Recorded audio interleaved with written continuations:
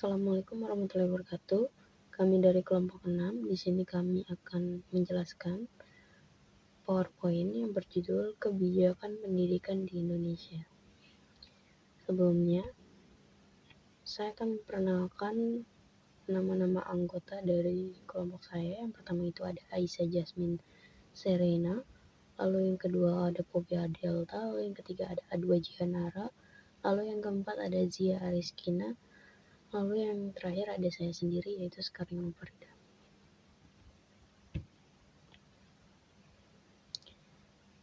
Yang pertama, kita akan membahas tentang perjalanan kebijakan pendidikan di Indonesia, arah kebijakan pendidikan di setiap era. Yang pertama itu ada era awal kemerdekaan Indonesia di tahun 1945 sampai dengan 1950. Pada awal kemerdekaan Indonesia antara tahun 1945 sampai dengan 1950, pemerintah Indonesia menetapkan kebijakan-kebijakan pendidikan untuk meningkatkan melek huruf di kalangan masyarakat. Beberapa kebijakan pendidikan yang ditetapkan antara lain. Yang pertama itu ada pendidikan nasional menjadi tanggung jawab pemerintah Indonesia. Pada 20 Januari tahun 1946, pemerintah Indonesia menetapkan Undang-Undang Dasar 1945 yang menyatakan bahwa pendidikan nasional menjadi tanggung jawab pemerintah Indonesia. Kebijakan ini bertujuan untuk mengembangkan pendidikan di Indonesia dan mencapai kemandirian dalam bidang pendidikan. Lalu yang kedua ada pendirian Universitas Indonesia.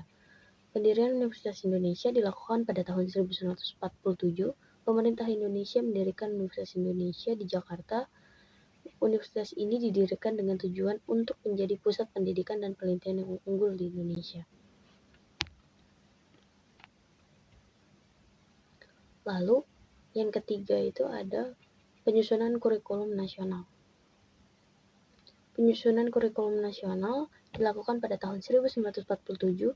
Pemerintah Indonesia menetapkan kurikulum nasional untuk memperbaiki kualitas pendidikan di Indonesia. Kurikulum ini menekankan pada pembangunan karakter dan keterampilan praktis seperti membaca, menulis, dan menghitung. Lalu ada pemberian subsidi pendidikan dari pemerintah. Pemerintah Indonesia memberikan subsidi pendidikan bagi masyarakat yang tidak mampu membayar biaya sekolah. Subsidi ini bertujuan untuk meningkatkan akses pendidikan bagi seluruh rakyat Indonesia. Lalu yang terakhir ada penetapan Hari Pendidikan Nasional. Penetapan Hari Pendidikan Nasional dilakukan pada tanggal 2 Mei tahun 1950. Pemerintah Indonesia menetapkan Hari Pendidikan Nasional sebagai hari libur nasional. Tujuannya adalah untuk memperingati pendidikan sebagai landasan pembangunan bangsa dan mengapresiasi perjuangan para pelopor pendidikan di Indonesia. Kebijakan-kebijakan tersebut menjadi dasar untuk meningkatkan kualitas pendidikan yang ada di Indonesia pada saat masa itu.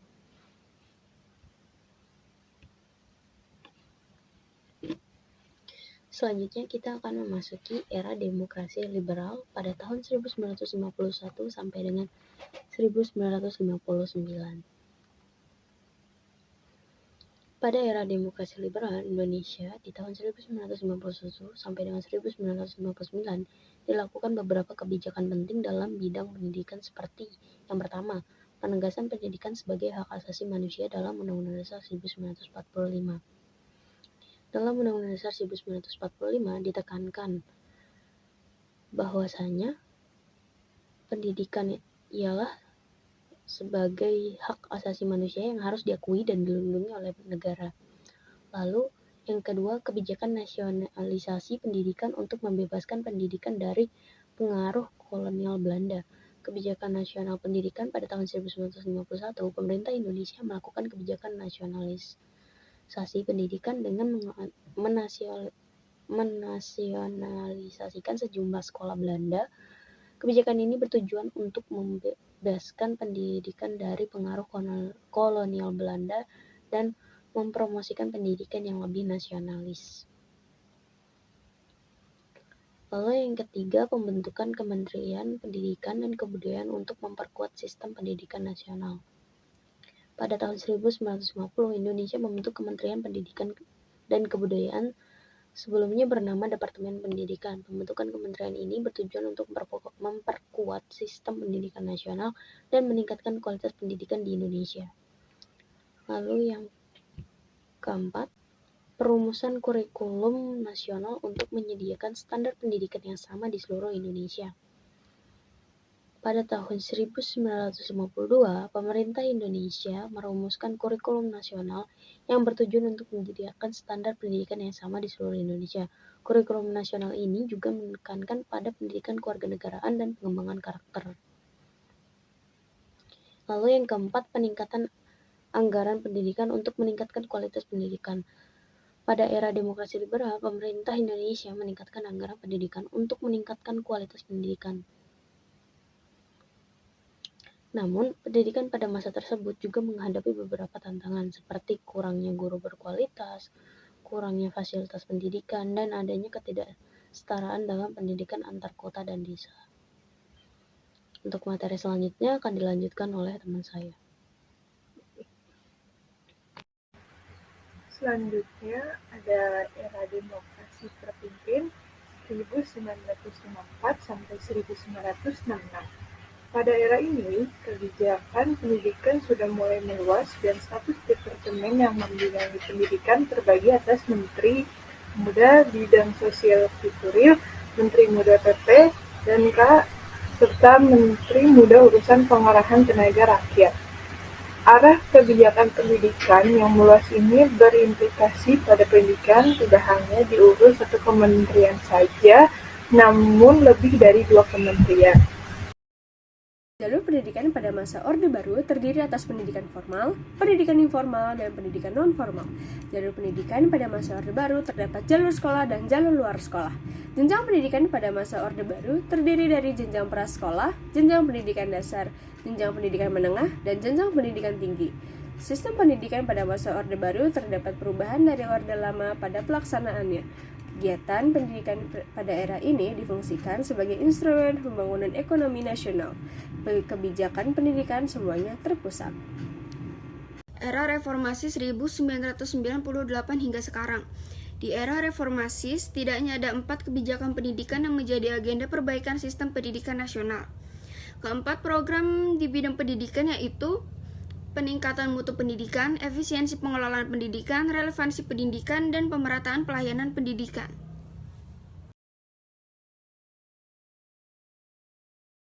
1. Pendidikan multikultural sebagai basis kebijakan pendidikan. Pendidikan multikultural mempunyai peran yang sangat penting dalam sistem pendidikan nasional, terutama memperkuat Negara Kesatuan Republik Indonesia atau NKRI. Bangunan masyarakat multikultural memerlukan komitmen bersama terhadap Pancasila sebagai politik multikulturalisme dan etos dalam keseluruhan praksis pendidikan multikultural yang akan memperkuat kompetensi keragaman budaya menuju transformasi masyarakat Indonesia yang maju dan modern tanpa teralienasi dari tatanan kehidupan masyarakat global, tetapi juga tanpa kehilangan identitas budayanya. Praksis pendidikan multikultural memerlukan penguatan pada dimensi-dimensi pengembangan kurikulum dan proses pendidikan yang menjamin diversitas budaya, kritikal, dan responsibilitas sosial. 2. Keterampilan abad 21. Pembelajaran di abad 21 membutuhkan peran pemerintah dan guru. Pemerintah perlu menyediakan berbagai sarana dan prasarana, dan guru perlu kreatif untuk menciptakan pembelajaran yang berlandasan prinsip-prinsip pembelajaran di abad 21. Abad 21 dikenal sebagai abad pengetahuan. Dalam situasi yang berbeda, yang lebih berpengetahuan, pola pembelajaran abad 21 di era revolusi industri 4.0 menjadi tantangan bagi dunia pendidikan. Berbagai aspek kehidupan masyarakat telah berubah, termasuk dalam pengembangan era globalisasinya. Begitu pula dengan aspek di bidang pendidikan yang ikut merubah, sebagaimana dengan hakikatnya bahwa pendidikan itu dinamis dan berjalan sesuai kontinu dalam menghadapi era yang tentunya akan membawa perubahan. Makasih. Saya akan menjelaskan materi mengenai Merdeka Belajar, Kampus Merdeka atau MBKM, tren terkini kebijakan pendidikan di Indonesia. Kampus Merdeka ini adalah kebijakan yang dikeluarkan oleh Kemdikbud-Ristek dengan memberikan hak kepada mahasiswa untuk mengambil mata kuliah di luar program studi selama 1 semester dan berkegiatan di luar perguruan tinggi selama 2 semester. Perguruan tinggi ini diberikan kebebasan untuk menyediakan kegiatan kampus merdeka yang sesuai dengan kebutuhan dan minat siswanya. Kampus Merdeka ini memiliki beberapa jenis kegiatan. Kegiatan yang tersedia di program Kampus Merdeka itu yaitu yang pertama, magang bersertifikat, yang kedua, studi independen, yang ketiga, kampus mengajar, yang keempat, Indonesian International Student Mobility Awards atau ISMA. Pertukaran mahasiswa, yang kelima, pertukaran mahasiswa merdeka, yang keenam, membangun desa atau KKN tematik, yang ketujuh, proyek kemanusiaan, yang kedelapan, riset atau penelitian, dan yang kesembilan, ada wirausaha. Pengalaman mahasiswa di kegiatan kampus merdeka akan berpengaruh besar terhadap kesiapan karir mahasiswa dengan cara memastikan mahasiswa terus menyimak perubahan dunia luar kampus selama berkuliah dan dapat kesempatan untuk menerapkan ilmu kepada masalah di dunia nyata. Kebijakan MBKM dilaksanakan dalam rangka mewujudkan proses pembelajaran di perguruan tinggi yang otonom dan fleksibel, sehingga perguruan tinggi dapat merancang dan melaksanakan proses pembelajaran yang inovatif agar mahasiswa dapat meraih capaian pembelajaran mencakup aspek sikap, pengetahuan, dan keterampilan secara optimal. Kebijakan ini juga bertujuan untuk meningkatkan link and match dengan dunia usaha dan dunia industri, serta untuk mempersiapkan mahasiswa dalam dunia kerja sejak awal. Lebih lanjut, kebijakan MBKM bertujuan untuk meningkatkan kompetensi lulusan, baik soft skill maupun hard skill, agar lebih siap dan relevan dengan kebutuhan zaman, serta menyiapkan lulusan sebagai pemimpin masa depan bangsa yang unggul dan berkepribadian. Selanjutnya, pendidikan kebencanaan. Arti dari pendidikan kebencanaan yakni sebagai upaya sadar untuk menciptakan suatu masyarakat yang peduli, memiliki pengetahuan dan keterampilan dalam mengatasi permasalahan kebencanaan, serta menghindari permasalahan kebencanaan yang mungkin akan muncul di saat mendatang. Pendidikan kebencanaan dimaksudkan untuk merubah pengetahuan, sikap, dan keterampilan peserta didik tentang kebencanaan. Perubahan ini meliputi dari yang tadinya tidak tahu menjadi tahu bahwa daerah tempat tinggalnya termasuk kawasan rawan bencana. Dari yang tadinya tidak peduli menjadi peduli terhadap upaya pencegahan banyaknya korban jiwa. Dari yang tadinya tidak terlatih menjadi terlatih dalam upaya penyelamatan jika terjadi bencana. Oleh karena itu, pendidikan kebencanaan harus meliputi 3 aspek, yaitu pengetahuan, sikap, dan keterampilan. Kehadiran ilmu geografi dalam pendidikan bencana sangat penting, karena sesuai dengan karakter ilmunya bahwa geografi adalah ilmu tentang lokasi. Lokasi yang dimaksud dalam pendidikan kebencanaan adalah informasi lokasi daerah-daerah yang rawan bencana. Selain itu, geografi merupakan ilmu yang mempelajari interaksi antara manusia dan lingkungannya. Artinya, dengan geografi dapat dikaji tentang pengetahuan dan sikap manusia tentang lingkungan sekitarnya yang rawan bencana. Guru geografi dalam pembelajaran tentang pendidikan kebencanaan harus memiliki kompetensi pengetahuan yang detail tentang informasi karakter dan potensi bencana di daerah tempat tinggal peserta didik. Bukan hanya menjelaskan potensi bencana pada skala nasional, regional provinsi, kabupaten kota, maupun kecamatan. Guru geografi juga harus terlatih dalam upaya penyelamatan jika terjadi bencana dengan mengikuti pelatihan-pelatihan tentang mitigasi bencana. Posisi pendidikan kebencanaan sama persis dengan pendidikan lingkungan. Artinya, peserta didik bukan hanya dituntut mengetahui dan memahami penyebab bencana atau kerusakan lingkungan, tetapi juga dituntut punya sikap dan keterampilan untuk penyelamatan diri dalam rangka meminimkan korban jiwa. Pendidikan kebencanaan akan berjalan sesuai dengan harapan apabila seluruh komponen pengetahuan, sikap, dan keterampilan dapat dilaksanakan dengan baik. Oleh karena itu, keberhasilan pendidikan kebencanaan hanya bisa dilakukan melalui pembiasaan. Pendidikan akademik. Pendidikan akademik adalah pendidikan tinggi yang diarahkan terutama pada penguasaan dan pengembangan disiplin ilmu, pengetahuan, teknologi, dan atau seni tertentu yang mencakup program pendidikan sarjana, magister, dan doktor.